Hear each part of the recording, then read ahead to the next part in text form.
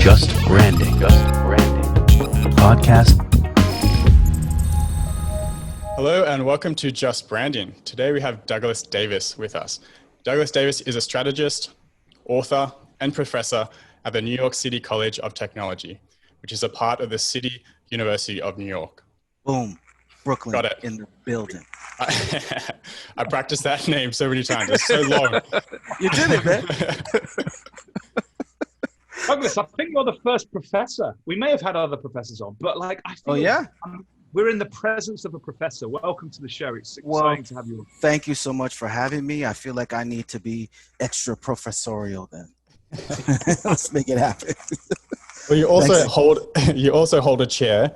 I'm not sure what this means. So I want you to explain this later. You hold the chair for the Bachelor of Fine Arts in Communication Design.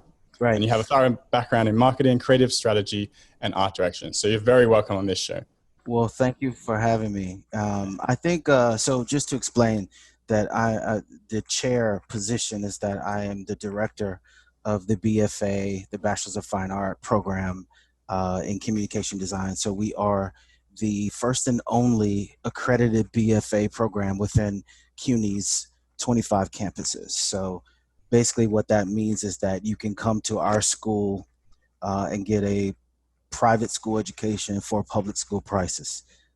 We are in the market right at the foot of the Brooklyn Bridge. So there are brands that everyone has heard of in terms of art schools like Pratt or Parsons, SVA, all of these other schools which you pay a fortune to go to in order to get the exact same degree. We have degree parity with those other schools. So I'm the chair of that program. We're about, I guess, maybe 650, 700 students. Basically meaning that we are about 4 to 5 times larger than those private school programs with a fraction of the resources. So we compete and prepare our students to compete with their private school competition for the exact same resource, jobs and whatever. So yeah. Okay, cool. So that kind of leads into our next part. If you haven't guessed it by now, we're going to be talking about creative education. We're going to talk about leadership and what it takes to remain relevant as we evolve as designers. And we also talk about Davis's book, Creative Strategy and the Business of Design. But before we get into that, do you want to just give our listeners a little rundown of exactly who you are and what you do, just so they have some context of where we're going with this? Absolutely. So again, my name is Douglas Davis. And I am a designer, strategist, professor. I've been doing this for I've been in New York for about 22 years at this point. So the time has really flown. But I stumbled into advertising from just being trained as a traditional designer. I went to Pratt Institute for my master's. And it was just a great way to approach and move into the advertising world. So I had a foot in both places, whether it be design or just in the details of digital or branding. It was great to sort of apply that same skill set into the advertising space. So I've worked at too many agencies to name at this point. And then at some point, I think, I was able to gain positions of responsibility relatively quickly. Was able to start a digital arm in JWT at one point. And what was great about that is that I could utilize the creative education that got me there, being the youngest person in the room, that being the time when digital was sort of at its sort of on the way up. But at some point I started losing battles because I didn't really know how to articulate what the recommendations were within the context of business, marketing, and strategic language, and just being able to work with, whether it be the client or work with other teams. And therefore I lost those battles.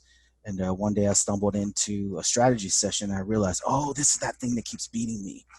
And so once I learned that, I was like, well, I need to learn this. So I applied to NYU, the integrated marketing program. I sort of got the business side to the creative side that I already had, merged those two together, and realized that if I could become the creative who understands business in the room, then I can sort of decrease the fear in the room by increasing the trust, because I could speak the same language as those people who went to NYU to get their MBA. or I could speak the same language and understand the same metrics that the CFO or the CMO would be looking at in order to justify whatever it is in terms of numbers or whatever they wanted to hit. And so in that way, I sort of set out to fill the gaps, because even in taking that approach, right, becoming a better creative by understanding why we're in the room in the first place, becoming a better creative and learning business and marketing strategy instead of getting better at the executional parts of things, I realized that, I could bring a different perspective in that room, and therefore, make people feel way more comfortable in becoming uncomfortable and taking those creative leaps with us. Oftentimes creative people, they have the lights off, or you got green hair and a whole bunch of tattoos, and you're kicking the soccer ball. And so, oftentimes, your other teammates look at you like, well, you guys are the people who play with crayons, and we don't really know exactly what it is that you do. And therefore, I think there's a level of disrespect at different points that comes with that. And I don't think it's on purpose. Sometimes it is, but I think it's more about ignorance and not necessarily knowing that there is a creative process that they can influence, not necessarily knowing how marketing powerhouses like Apple or even Levi's at different points, how exactly do they get to where they are in terms of in the hearts and minds of the people who they're trying to reach. And that is because they partner with and wield the creative team as a weapon. And I think ultimately, some part of where I think we're going to discuss today has to do with the fact that everything is changing, and therefore the way you learn to become a professional in those rooms, influencing what those brands do, what they are, how they behave, all of that is in question in terms of shifting. It's all evolving. Obviously, everyone's dealing with the pandemic at the same time. And so I think the education sector, I could call it, maybe category, like just as a whole, is in trouble because the business model itself is built on an in-person experience. And so, I feel like that has implications on the quality of the types of people that come out of that environment or who take that path into the industry. And I think we have to have serious conversations about all of it, because it's all connected. Just as if, if you really understand that the reason why we were in the room is to answer a business problem through creativity or with design. They don't necessarily teach you that in design school. Design school doesn't really teach you business.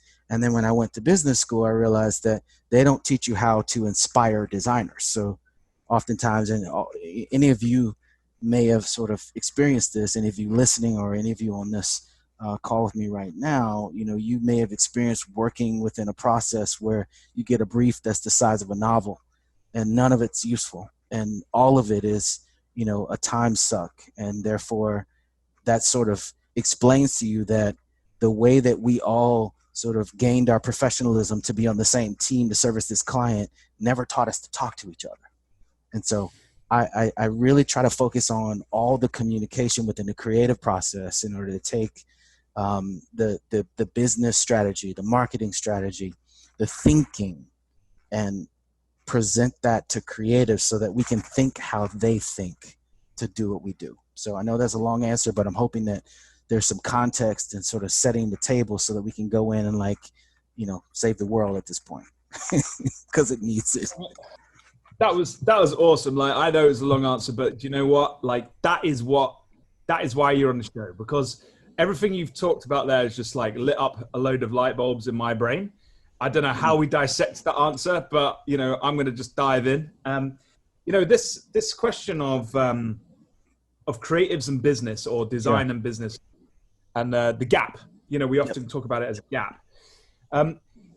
I see it all the time, and I think it's fascinating. Like, I actually am a lecturer at Nottingham Trent University here in Nottingham, and I see it all the time. Like, I get up and speak to these business heads, and they're blown away. They're like, wow, like, we didn't realize that is a thing. That whole process, the whole strategic approach, customer-centric stuff, and loads of stuff like that.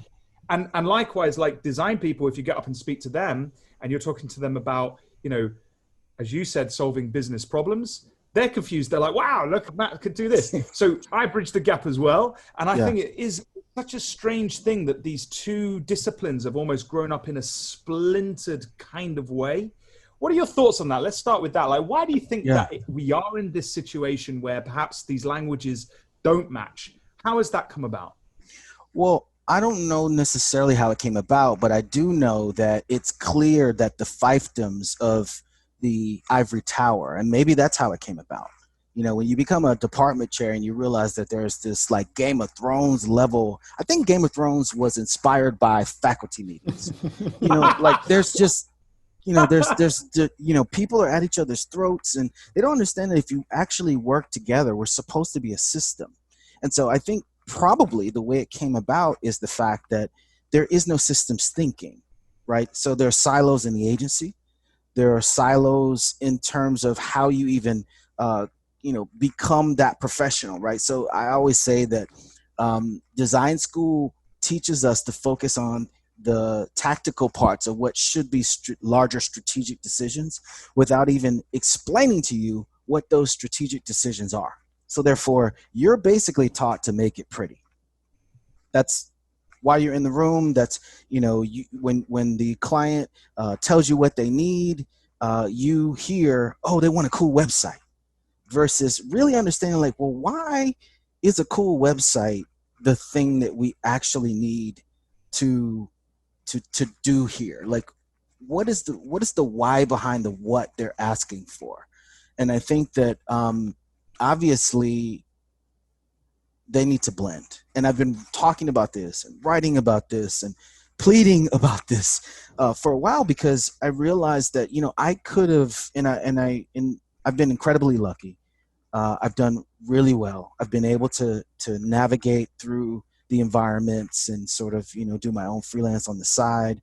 However, I do realize that there was a lot of time spent and wasted if I sort of would have just known that we are in the room to solve a business problem with creativity, with design. And so how it got that way, probably ivory tower fiefdoms. How does it affect us? We all know that when you lose the client and everybody's blaming everybody, and truthfully, most of the times the creative people get blamed. And I think ultimately the issue with that is that, again, if you can think through how to become a creative partner, whether you're in the creative team itself and you need to become more concerned with the things outside of the creative team, or if you're outside of the creative team and you realize that there are some underutilized resources, there are weapons of mass amazingness that if you just sort of elevated or figured out how to speak the same language, you can compete on a completely different level, because all of the systems are actually clear what roles each system needs to play in order to sort of move faster, or to be more effective, or to resonate better, or to hit the numbers in a way that you are not really capable of doing if everyone thinks and is concerned about only what they're doing. So I guess the next question is, how do we do this? I know you've written a book on it and you're working on that in your school. So what is your best tactics, or what are you trying to implement to bridge that gap?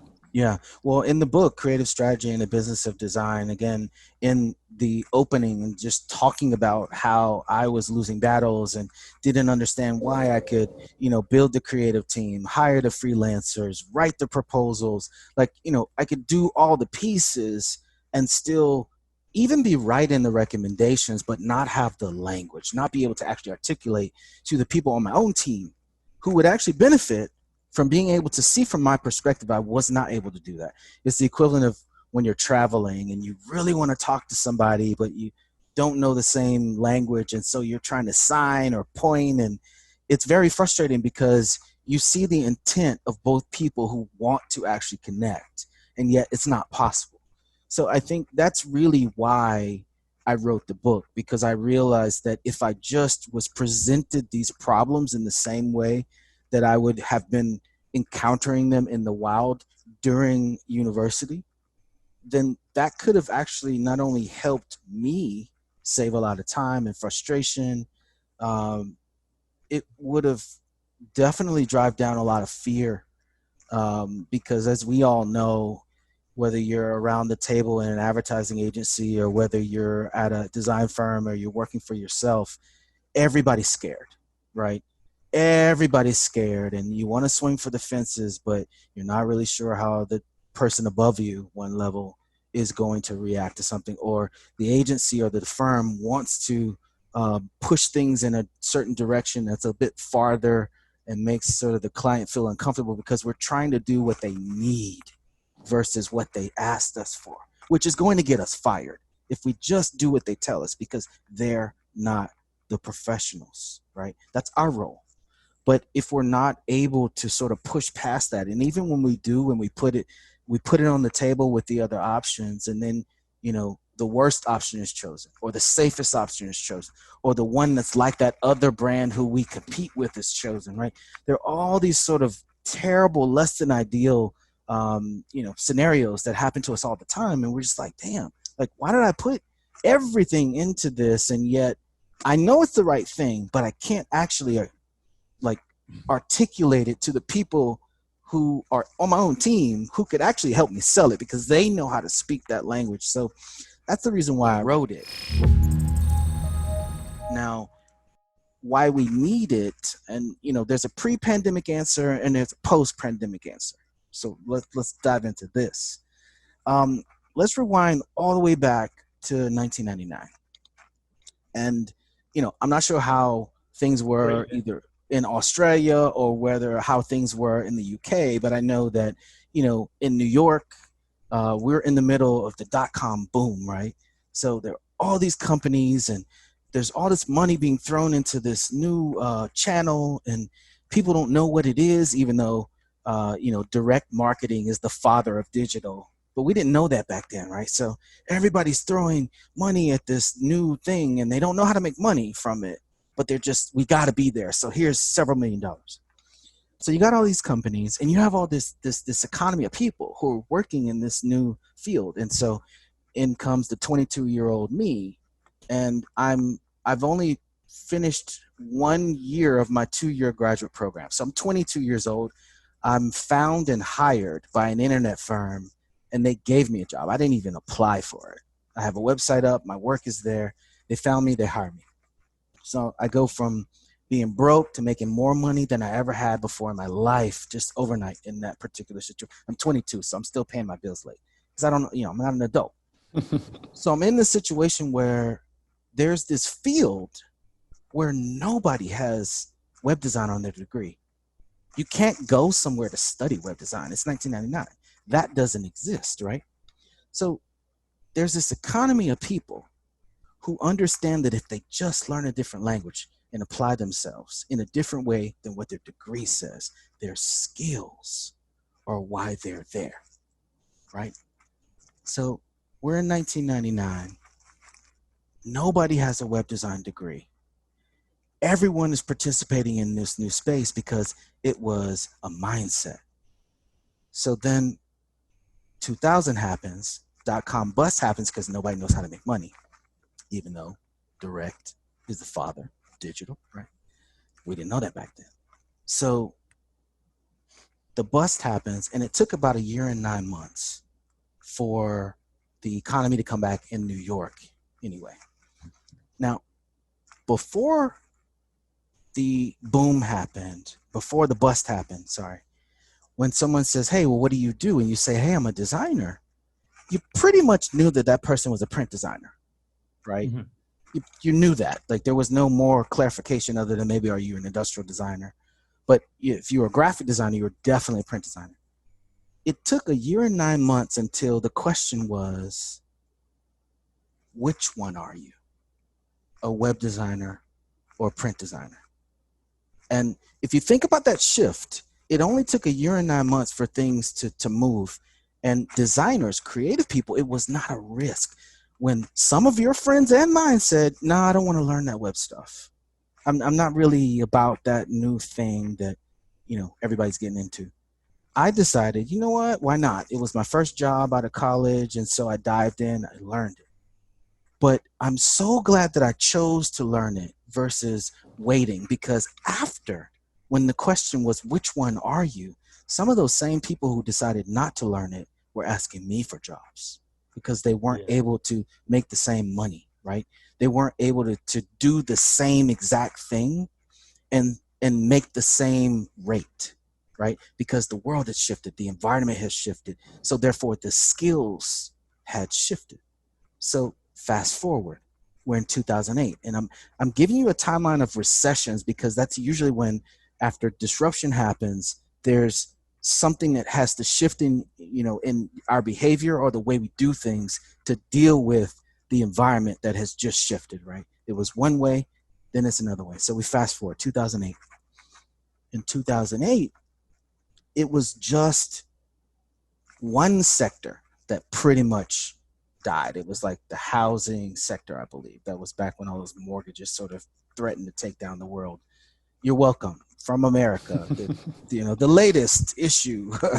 But in that situation, I would have argued that the skills that a designer needed were, you need to learn business. You need to understand strategy, because coding was the thing back in 99 that you needed to learn, right? But then by the time 2008 happens, you actually need to learn business, marketing, strategy, like why you're in the room, the larger context. And it's funny because business annexed, it integrated marketing, but it also then, like now, it grabbed design as well. And so it's interesting how that works. But first it was coding, then it was strategy. So fast forward to today. Pre-pandemic, if you would have asked me, my answer would have been the exact same. Well, what does the creative need to do in order to deal with how things change in the environment? There's been very slow adoption in creative teams, very slow adoption to really understand why we're in the room, learn strategy, learn marketing, learn those things so that we can actually wield them, right? We can actually keep that in mind as we do our own jobs. So I would have told you still the same thing. Post-pandemic, like today, right now, I would argue that skill set that a creative person needs to learn and adapt in order to keep their job now, it includes forecasting, operations, new systems design. You need to understand decentralized decision making. All of those things are essential now. Well, why is that? Well, let's look at individual countries' responses to the pandemic, right? It's one singular event that everyone has to actually respond to, right?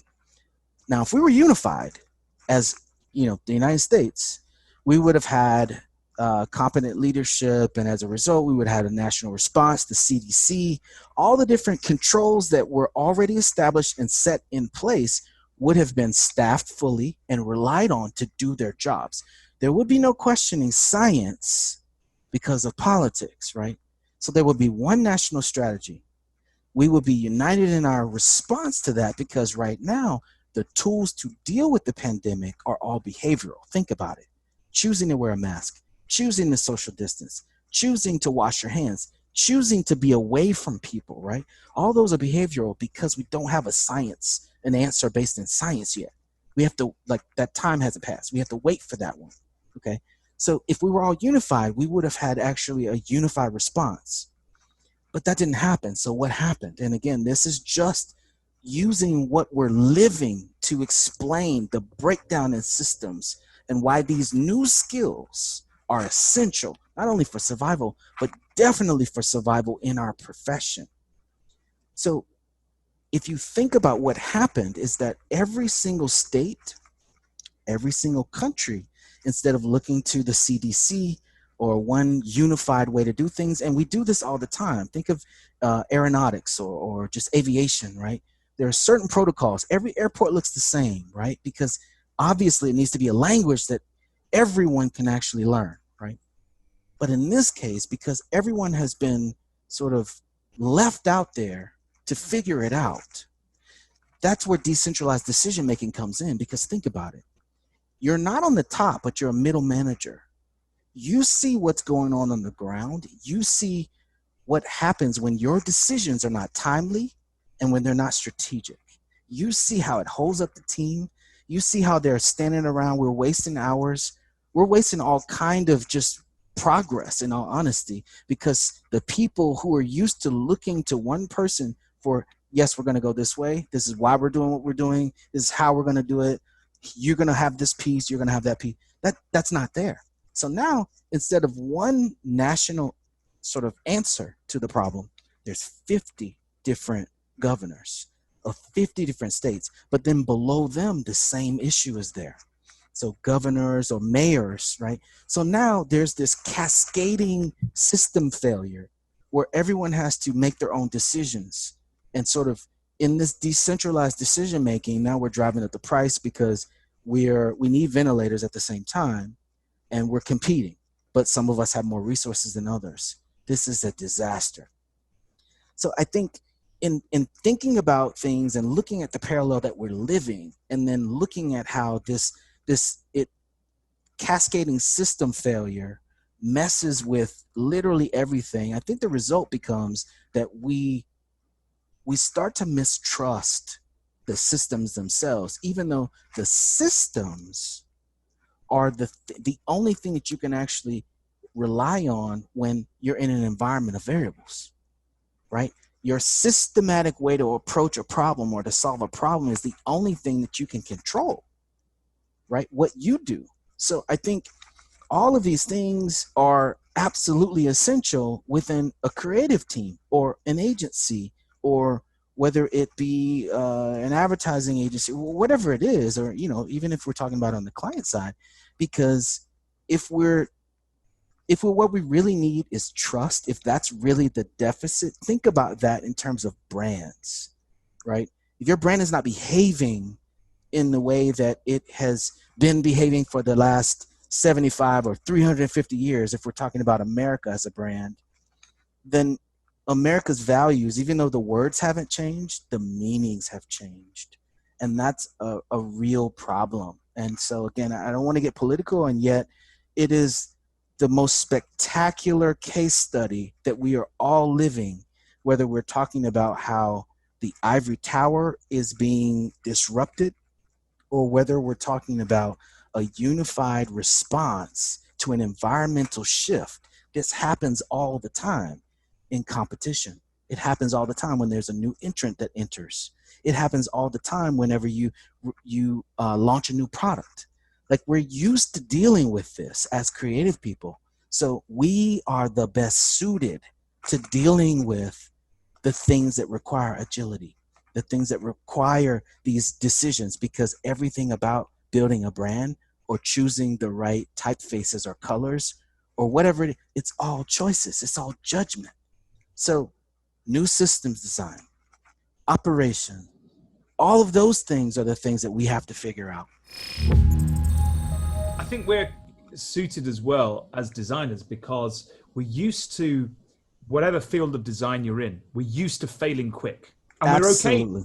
we're okay with failure. We sketch something up, it's not quite right. That's okay. We design a product, we sit down with customers, they don't like it. That's okay. We'll change it. We're used to kind of things not going quite right, and we're used to that. I guess you call it the dragon pit, right? Between where we are today and the bright future that we imagine. You know.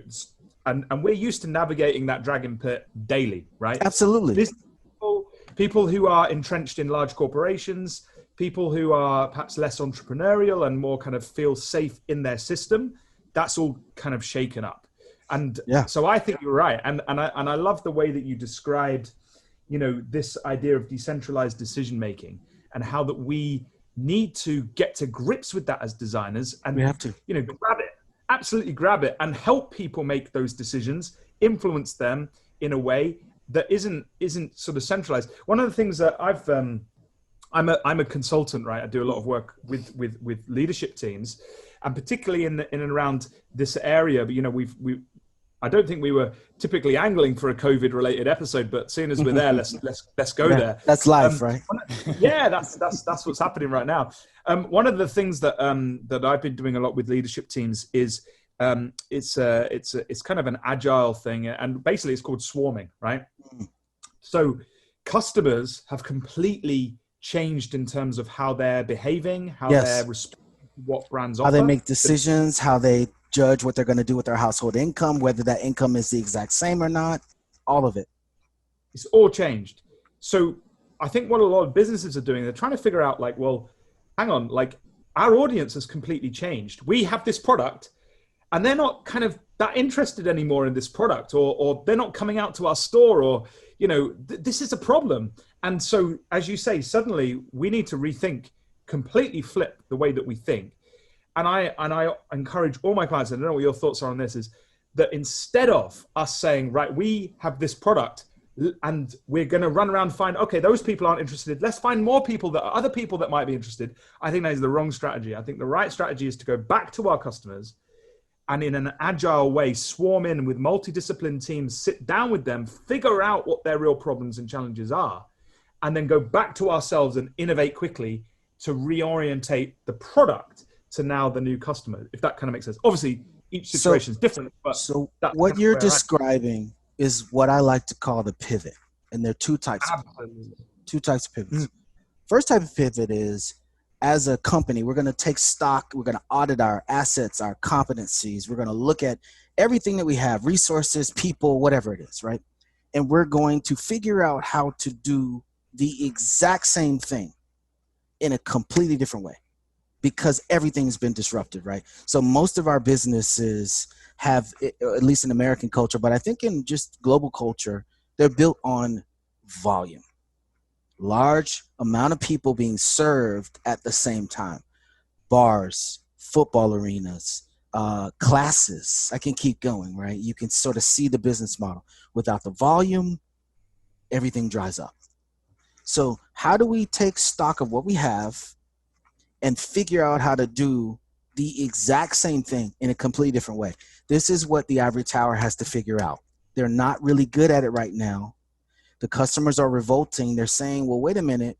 Why do I have to pay $59,000 if my kid is just going to be in their room eating out of my fridge, taking classes, you know, on the couch? That's not working for me, right? Because everything there was built for the in-person experience. The competitive advantages of these brands that have been the absolute top in the categories, it does not exist anymore. When everything has been flattened as a result, now our competition for students happens to be flat, right? So even for us, we're cheap. We're only $7,000 a year. However, if you think about this, if everything is flat and competition for students is now that what we're actually, the business that we're actually in is we're in the content delivery business, and our content happens to be educational. So therefore, we're actually competing for our customers or students' attention, because we're in the same box that the notifications come from Netflix or IG, or right. So like now I've got to find that bandwidth. I got to make sure I can carve out that time. However, professionals have been on the web for double-digit years at this point, offering what they have in prices that don't include the overhead. It's Blockbuster versus Netflix all over again. We all know how that ended, right? So how do you take stock of what you have and figure out how to do the same thing in a completely different way? Or the second type of pivot is, how do we figure out how to, after taking stock of exactly what we have, the same stuff, the same step one, but figure out how to do something completely different with it? Because again, if your business is based on volume, that's it. And Simon Sinek in one of his videos gave an example of a pizza company that sort of built their business on slices. And Jacob, you know, us after living in New York City, you know, the slice business is a volume business. There's like dollar slices, right, that are very good street slices. So at the end of the day, there's so many people who at any given time could come in for a slice that you can actually make a business off of that. You could afford Manhattan, you know, office space like slices, right? But The crowds dry up. The offices go remote. People are poisonous. Mass transit, you can't rely on it because do I trust what they're doing at nighttime to actually like disinfect these trains, or probably not, right? So am I willing to take that risk? So in this case, if you got that location in that pizza oven, it was the exact right thing in a completely different environment. But now business is gone. So Simon was saying that, and I think this was a company in Chicago or something like that, that this pizza oven company figured out that, you know what, the pizza oven gets so hot that I could melt the face shield plastic and then sell it to hospitals because they need PPE, right? So now they figured out, how do we take the stuff that we have on hand and do something? We're going to pivot to a completely different business. So your team, the team that you're on right now, is also in that situation. The clients that you serve right now are also in that situation. What are you going to advise them to do? As the creative person, as the person who understands that you are the spoonful of sugar that makes business and marketing objectives palatable to the public. They cannot go public without you. So what are you going to advise them to do? Well, if you don't understand business or marketing or why we're in the room, you're not going to say anything, even though you're going to be invited to the meeting. And guess who's not going to be invited to the meeting anymore, right? And at the same time, if you did understand, if you could advise, as you mentioned earlier, we're used to coming up with multiple scenarios. We don't just, we're not Paul Rand. We're not going to the client saying, that's your one solution. Like, we're coming up with a couple of them. We might go a few rounds, right? But those are scenarios. And in the book, I like to encourage people to read about scenario analysis, because I'm not just saying, hey, come up with a red, green, blue option. Why would you do that? If competition is dynamic, if the competitive advantage that these brands that have been around before you and I, all sort of our ages added up, they've been around longer than that, right? If those brands in this flat competition for students, if their business shifted and now the $7,000 option competing with the $57,000 option is now the expensive option because we went online and there are free classes that are exactly in everyone's price range, I'll add another layer that makes this time even more dangerous for the ivory tower because of this. Here's another element. Back in 1999, remember that example. You're in a category that's emerging. No one actually has a degree that says that they are web designer or information architect. None of that exists. You cannot study that, right? And yet there are all these people. And they're there because of their skills, their willingness to learn a new language, their willingness to pioneer and jump into this new place. Fast forward to today. You've got well-established ivory tower brands, colleges and universities that have renowned worldwide reputations. But when they're flattened and everyone was caught off guard and their price structure is based on the in-person experience, but you can't offer that. Now we're all in a situation where we're competing for students' attention. We're competing with people like my friend Chris Doe, who charges much less than what we charge. And we're the cheapest game in town if you want an in-person degree at parity with those private schools that are going to charge you thousands of dollars more, right? So that's really the issue. That's the extra layer that the ivory tower really has to pay attention to, because we've become the expensive option in this modality. And we're the expensive option because we haven't actually designed our experience for this modality. Our price structures do not include, tuition doesn't include a laptop. Tuition does, it includes us having labs that you come to. But now we're in a situation where everything about our success is built on all the variables that we can't control. I don't know how fast your internet speed is at home. I don't know whether you have a Mac that's fast enough to render this thing and upload a 2 gig file so we can actually critique it. I have no idea, and yet I'm still asking you for the same amount of money. That is going to fail spectacularly. And again, I would ask everyone listening or watching to pay attention to this, because if you can understand the dynamics, what shifted, how that then should shift your recommendations, why you need to pay attention and actually understand what's going on, and therefore what you would suggest that your brand do, how you would suggest the people on your own team pivot. I've been watching this, and again, this is where the forecasting aspect of this comes in. As soon as this, hey, we're going to stop in-person classes happen, I immediately convened my team. We went through an emergency strategy session. The first session was all about the questions. Let's audit what we do, right? Let's look at all the functions that we have to complete within a 4-month time period. And then no solutions, just what are they? Let's take a map.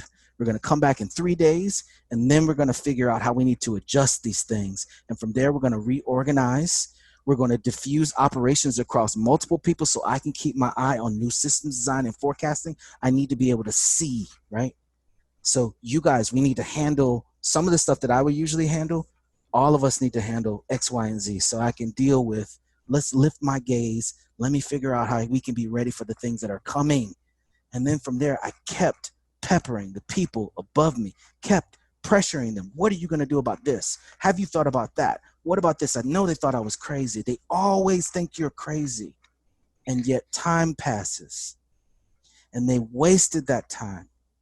They didn't do anything to actually address these things. And now we are completely unprepared to deal with the situation, though we had advance notice. And now I'm afraid, not just for what's going to happen in a couple of weeks.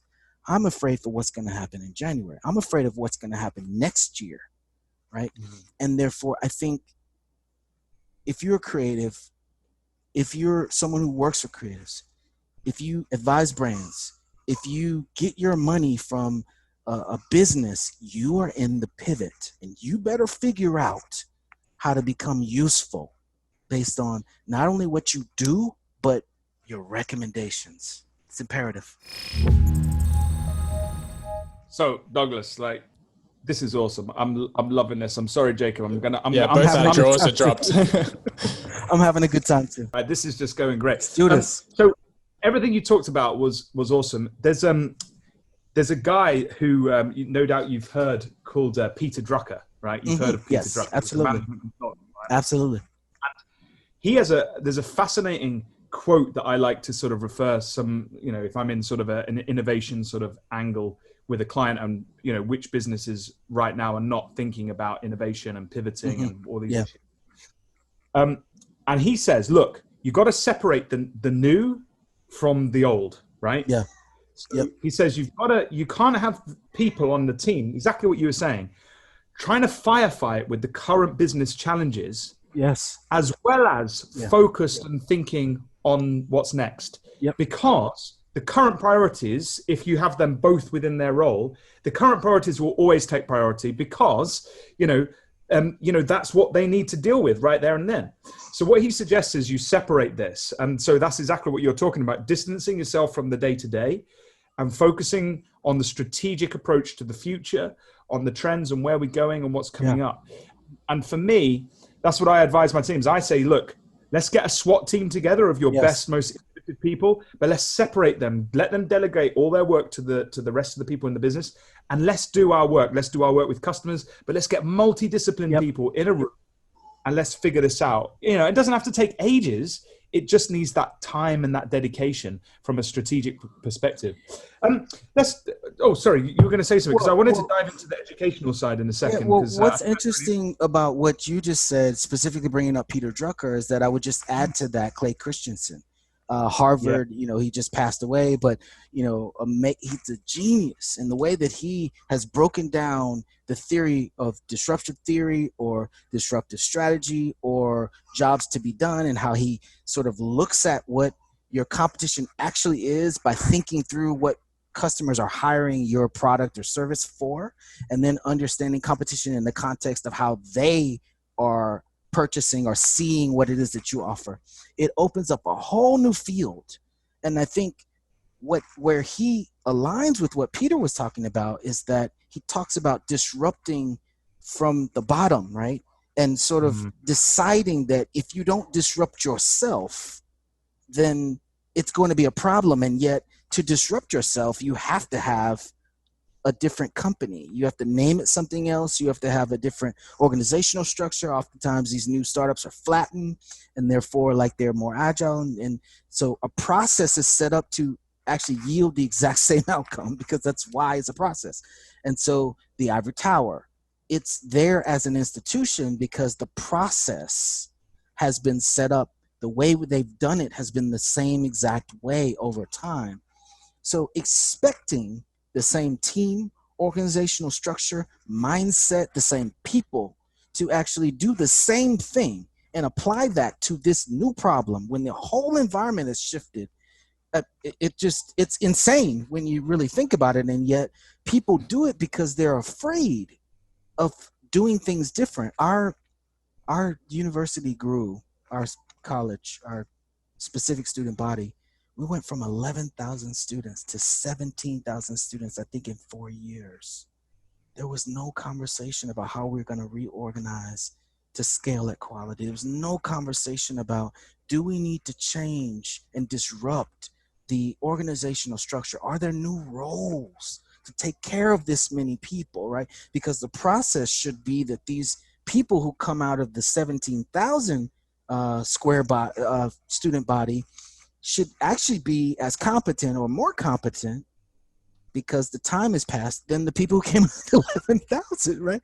So I think, there are a lot of business minds out there, and they're not necessarily introduced in the context of our university training as creative people, as artistic people. But, whether it be looking at Pat Fallon and reading his book, Juicing the Orange, or whether it be people like Peter Drucker or people like Clay Christensen, I think it's really important for us to expose ourselves. This is a part of how you think, how they think. You have to go to the people who established those methods, the people who established those structures, people like Douglas Holt, he's a branding expert, or people like David Acker. Like, these are people who, we don't study these people because design school doesn't teach you business, and yet that's why you're in the room. So I think, again, a lot of what I'm even talking about now, I'm giving you the academic side of the people who write about the stuff, who train the MBAs in the room. But I'm talking about it in the context of the creative people, because they're not going to learn typefaces. No. Your MBA is not going to learn all the things that make you creative and understand. That's not going to happen. So you have to learn what they learned. There's a section in the book, the very first chapter, business concepts a creative should understand. And then I just go in from there. And one last thing about that, I had to write the book from the standpoint of, I know exactly how you feel, creative people. I've been in that situation where I've been given a brief and there is no target information about a pharmaceutical drug that we're going to go sell to people. I've then been in that same room with that creative director where they're charging us to go make some things so we can sell it to the client. This drug is for rheumatoid arthritis, and the target is also obviously older, but there's no target information, and arthritis obviously is going to affect your ability to use the mouse. Why are we doing this channel in the first place? But none of that conversation even comes about. But how can you have a brief with no target information in it for arthritis drug, where to utilize and come in contact with the actual ads that we're going to produce, you're probably going to have to have pain doing, like, it doesn't make any sense. But I like the title of the book, that chapter, "The Designer in the Headlights." Yeah, like you're just stuck. That's exactly what it is. And again, I know how it feels to be a art director in business school, in the first 30 minutes of the first semester, being in statistics class and want somebody to shoot me in the face because what the did I just do? Like, this is not what I do. And yet, if I don't learn this, if I can't understand this, I can't incorporate it when I make my decisions. Your judgment is what's being called into question. Your judgment is what's going to help you survive, and your judgment. I always say that everybody has an opinion, but clients pay for your analysis, creative people. So as long as we can understand that they have to blend, even if your program does not blend them, you must blend them, because that's what the environment is that you're going to have to survive in, is required. Douglas, Can I ask how you're actually going to teach the students, or in this climate, how are you actually teaching these skills to them?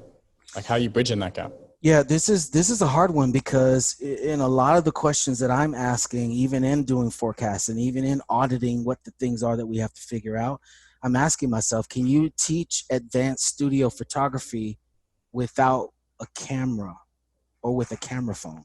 Can you teach, packaging from Zoom? Like, is that possible? There's all these sort of questions that now we're having to assess, right? And I think how we're going to do it, I don't have the answer to that yet. And I never have been shy admitting that I don't know yet, whether it's to clients or my teammate. I do not know. I am learning. I am watching everything. And what I'm going to do as the chair is we run about 118 different classes, sections of different classes through the 4 years. I'm going to interview every single professor. I'm going to ask questions. I'm going to ask them, how are you engaging people? How do you run a critique through the chat? How do you keep an eye on the chat and present, as well as like get some sort of sense of how people are absorbing the information if you don't have the social cues of being in the room and feeling the room, right? All of those things are still on the table. And I would say that there are several programs that are, I think, ahead of where I'm at. And I look to them for at least some direction. Micah is a program that's in Baltimore, Maryland. They have a number of programs that are already online, graduate programs even, and also SCAD. They are a college that's down in Georgia. They are ahead of things, but if I go out west, the University of Oregon has a master's in advertising and brand responsibility. They're focused on climate change.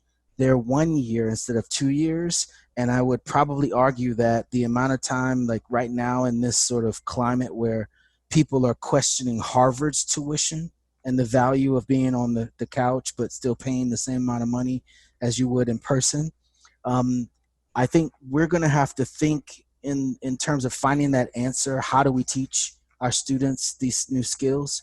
We're going to have to look at the format, the very format of how long it takes to complete a program when all these people have lost their jobs or household income is changing. Obviously, their decisions are changing as to what their priorities are and how we're going to invest in what. And so I'm looking at everything, and that program out in Oregon is only a 1 year program. And I feel like they are already in the right place to deal with all these shifts in global decision making at one time. So we'll see. Maybe I'll come on again when I have some answers. If we zoom out again, right? Yep. Just zoom back again. This is just my observations as a simple bearded, You had to London. Get the beard in there, but it qualifies. I mean, But it's true, isn't it? But the thing for me is like education itself is completely changing. So yes, I don't want you to shoot me, right? But I never went to university, right? I find myself an industrial fellow of a university, even though I never went to university, which is just bizarre, and a great honor, but still bizarre. What I did was I did a BTEC, which is kind of like an introductory college course in the UK that gets you ready for work, but it's lower than a degree, right? Yep. And when I finished that, so this is going back some years, but when I finished that, I had a lot of friends older than me who had got a degree and gone on to do masters in design and creativity. And they were really struggling to find work at the time, right? This is near 1999, right? Where you're talking about. Yep. And, but I was sort of younger, had less time in the education system, hungry, and willing to work for free to just get into a studio. And I found a studio who really liked me. They gave me an opportunity, gave me an interview, and I went through. And the guy loved me, and I joined the studio, and I learned the ropes basically virtually for nothing for almost a year, just 1 day a week. And then when I finished that and I finished my course, they said, "Come and work for us." So that was my sort of thing. Now, what's your origin story? That's my origin story. So I just wanted to say that just to show you where I'm coming from an educational perspective, that they offered me the job and I could have gone to uni and lots of unis in London, big ones were interested in having me, which was very great. But I kind of weighed it up. I was like, do I get into debt? And, yeah, great. Have a nice social life and stuff. But I was hungry. I wanted to get on. I wanted to learn on the job. And I knew there was huge value in our industry of learning by experience. So I took that option and I never looked back. But I've always had this kind of weird thing in my head. Like if I'd have gone to university, like, yeah, I got short-term gains because I went straight out, but I got experience, but would I have had a bigger knowledge? And so I kind of now looking back think, yeah, I probably would have had a broader knowledge, but nothing that I can't glean from reading books, from studying, from, mentioned Chris Do in the future. And, I've been involved with Marty Neumeier and some of his courses. And I kind of think, well, does the education system that says you leave, you go to university for 4 years or whatever, you learn something, you come out and you think you're educated and you enter the workforce, and does that work anymore? Because the reality is what you've learned over 4 years is probably out of date now. And what you've not learned is the ongoing learning, which you actually need. I now have. Let me weave a couple. Just before you do, Douglas, I just wanted to say I'm on the other end of that stick because I did go to university. And the courses there, like we had web design courses where the teachers would go tell us to go to a website and follow a tutorial that was online. So that's kind of like a very meta kind of situation where that's how it worked, right? Because they didn't know the skills and the teachers didn't know web design, but they were trying to stay ahead of the curve. So it was just trying to keep up with it and pivot, if you will. Well, there's a couple pieces here and I want to weave these together. I'm really glad that you're both on both ends of the spectrums. Matt, like what I want to tell you is that the way you learned is the way that we've always learned, is the master and the apprentice model. If you think about, any great sculptor, if you think about Michelangelo, if you think of like they always had assistants, right? And you learn by doing. This was probably back in 2012, I believe. I think it was 2012. The New York Times had an article, I think David Brooks wrote it. It was called The Practical University, where he basically argued that universities are going to have to figure out how to justify their existence because there's practical knowledge that you can only learn in the presence of a person. Think about a recipe and actually standing next to your grandma as she's making something she's made 50,000 times. She doesn't need to measure anything. She just knows, right? So you could learn it that way, or you could read a recipe. And the technical knowledge is something that, Jacob, as you were mentioning, it sounds like obviously the university was paying for people to then at the same time basically teach you as if you were at a distance because all you had to do was just watch something. So with the existence of MOOCs and with the existence of free and all these different things, I think what we're really talking about is how do you enter the industry, and is there a different way to enter the industry? Think about these new trends. Microsoft, Apple, and Google, maybe 2 years ago, said that you don't have to have a degree in order to enter their ranks. So what are they saying? They're saying that the environment today has shifted back to where it was in 1999. Matt, this is why the way you learn doesn't matter, because that's where the internet came from, right? It came from people who didn't study this. They dove in, and they weren't sort of scared to fail, right? They weren't taught that this is the way you do it. There's this crazy story about when I first got that job, and I'm 22, and I go in and I see all the work. The digital work is ugly. It's butt ugly. I have to close one eye and squint the other one to keep from going blind. It's terrible. Why is that? Because there is no designer. No. Right? People who are making the websites are coders. So that's why the backgrounds and the type are blue and it's black and all this other kind of, like, they're making decisions not based on aesthetics. They're making decisions on function, right? So again, like, these are the way that things come about are not necessarily the same exact way. But now we're dealing with the fact that if we're not sort of throwing all these different types of people at a problem with all these different sorts of perspectives, even though the proliferation of platforms and devices that keep going, why would you not want somebody from all different types of sort of perspectives on this problem? Because that's what it's going to require. I think it's interesting because I talk about blending business school and design education together because obviously it takes both, right? Mm-hmm. But if you think about the way that things happen in the ivory tower, oftentimes the curriculum is based on people who have not practiced for quite some time or who have never practiced. They only have studied it in the context of an academic exercise. They've never put it into practice, and therefore that curriculum is it's almost like a shadow of what the industry was instead of a reflection of what the industry is. Mm-hmm. But let's take today. Here's the other layer. The whole environment has shifted. So if you and I started this very young, and because we started it really young, we were able to sort of have the ability to be fearless in some ways and to try things that people who may have studied it may have not done because it was the wrong way to do it or they weren't taught to do it that way. I think the challenge now becomes if you're being taught by people who haven't practiced in the way that the industry is now, and now the industry has changed again, I think, the ivory tower has to understand that now, in all honesty, the real students are the professors. You have to teach the teachers. So the answer to the question earlier, the answer was, I don't know yet because I'm learning. I am now a professor who is also a student.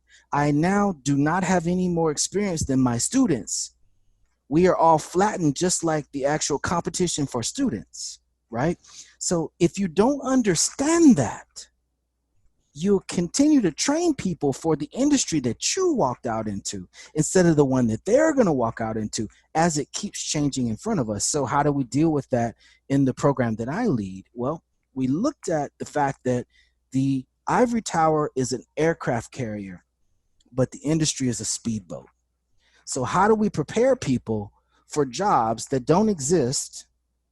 Or how do we prepare people for jobs that may disappear? If you think about it, you guys remember Quark? You remember ActionScript? You remember Flash? Yep. None of those things are around anymore. And so had I made the decision to double down on that stuff versus learning strategy, I wouldn't be a guest on your program right now. I think the big challenge is that when you look at that and you understand that what we needed to do was figure out how to help people to hit a moving target. So the first 2 years are exactly what they would be had you gone to a private school, where foundation years, everybody takes the exact same stuff. You're learning aesthetics, elements and principles of design, line, shape, form, space, color, value, texture. How do you actually utilize those things? What the tools are, you're pushing buttons, right? From there, you take, that's my son, Little John. He's making That's cool. That's cool. It's my guy. But from there, you're then figuring out how to take those things and you're synthesizing them to actually solve a business problem. But once you get to the second year, the 2 years and the BFA, you have to actually look out into the industry, figure out which jobs you're interested in, figure out what skills that job requires, and therefore then select your classes so that you can understand how to hit the moving target as it's moving, right? But the best thing about that is that the suggested paths that we have people on is that, hey, I want to be an art director, but I'm going to differentiate myself by learning, digital video skills, or I'm going to learn coding, or I want to be a designer, but I want to differentiate myself by learning illustration. All of those things are ways that we've allowed students to choose from strategy, skills, and studio classes. Now, every design school has studio classes. Every design school has skills classes. But the strategy piece, the way we differentiate ourselves from even the private schools, is that we take a business problem, introduce it to a design student as the context to teach them strategy. That's the piece. So to answer everything, if you think about the paths into the industry and think about what Chris Do is doing and think about all the other professionals that you can actually learn from, you don't have to do it the exact same way that it's always been done. And that's why we're being disrupted. We're we're we're living the different ways to actually get into the industry. Some people will not be as sort of self-starting. Other people will need the degree to have the confidence to actually apply to some of these places that don't require the degree.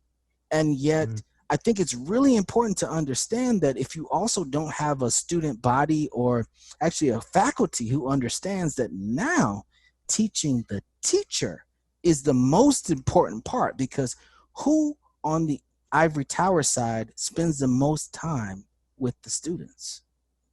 And I'll say that on the way to saying that I think companies need to understand what's going on right now. They need to see that the ivory tower is struggling to figure out its own business model. They need to see that the solvency of all these university programs is really in question. They need to see that these college presidents in the United States of these storied brands could not see that you should not be sending students to campus and expecting them to behave like doctors and nurses. Like, why would we do that, right? But they're doing that because they've not accepted the fact that the business model has shifted. You cannot make money the same way right now. And even if you can sustain yourself by pinching off the endowment all this time, we don't know how long that's going to be. So if we're not thinking through new systems, literally figuring out how to overhaul the way we make money, rethinking what our priorities are and investing in that. And right now, the priority is, how do you deliver the same content? Because now we're in the content management business. Now we have to have production value. Now we have to have entertainment value to what we're trying to teach people. Why? Well, because you don't have to go and get a degree to enter into the field. You don't have to go to a university to learn the skills. You don't have to actually come to us, and our cheap price in person is very expensive for an inferior product. So therefore, if we don't evolve, we will not be around. And I'm telling you this as someone who is in the middle of warning, in the middle of telling them that if we don't pay attention and utilize the same time as these other brands, we're going to squander this opportunity to lead, because their competitive advantage does not exist in the same way that it normally does. This is an opportunity that we'll probably never see again. So any creatives out there, if you're hearing me right, what I'm telling you is that you must understand the pivot. You have to understand what the factors are. You have to understand when everything shifts. And it's the same reason why in the book, when I talk about scenario analysis, I'm not asking you to offer a red option, a green option, and a blue option to your client. I'm asking you to understand competition and the top 5 competitors on this particular attribute that we are good at, or this particular attribute that we are bad at, or this particular element that our customers care about. Therefore, we can offer rhombus, rhinoceros, and rainbow options that are not just the red, green, and the blue option. They are completely different. And therefore now, if this is the basis that you're trying to compete on, you give your client those options, because that's what they will pay for, your analysis. And again, creative people, you are the best people who are suited to do this. You are the people who are used to being in the room when the client comes in. After 5 months we've been working on this, and they flip the table over and change the scope. You are the people who, after cursing, right, figure out how we're going to do it. You do that already. So figure that out in this context when your own survival and security depend on all of those things. Oh, yeah. Do this. I think we should leave it there. That was the perfect ending. I'm so excited about how these things shift. And maybe you can tell, maybe you can't tell. I don't know. I'm shy and I'm not so enthusiastic about these things. But I feel like this is so important. And I'm just hoping that something that we've talked about today is of value to your listeners. And I want to thank both of you for having me on. Well, we want to thank you. Thanks for coming on and sharing some passion. Yeah, thank you, Douglas. It's been awesome. You've blown my mind a few times. Yeah, definitely. Thank you. Thank you both. Yeah. So where can our listeners find you? They can find me on Twitter. I am at Douglas Q Davis on Twitter. You can find me on Facebook. I'm Professor Davis on Facebook, just like I am in real life. Or you can, check out our award-winning documentary. If you just search into YouTube, Imported from Brooklyn, you'll be able to see the documentary that I won the Emmy for. We're really excited. I want to give a shout out to my man Josh Kapuzinski, my director, and all the students who worked on that project with me. And if you go to thinkhowtheythink.com, you can find me. Or you can check out the book that's on Amazon or wherever else. It's Creative Strategy and the Business of Design. Thank you, Douglas. Oh, and I should use this opportunity to say thank you for including me in the book. That was, that was awesome. Thank you. Absolutely. Thank you for being willing. And a side note that I noticed this is the book here I'm holding up for people watching on video. The script in the background is beautiful, and I noticed who did it. That Tony D. Spiegler. I'm not sure how you say your name, but I hired him to design my wedding logo. I designed it, and he illustrated it. So. Oh, I didn't know that. I'm gonna ask him about that. We're still in touch. Yeah, so that's how we're connected. But cool. Thank you, Douglas. It was a pleasure. Very powerful stuff, and see you soon. Thanks, everyone. Peace.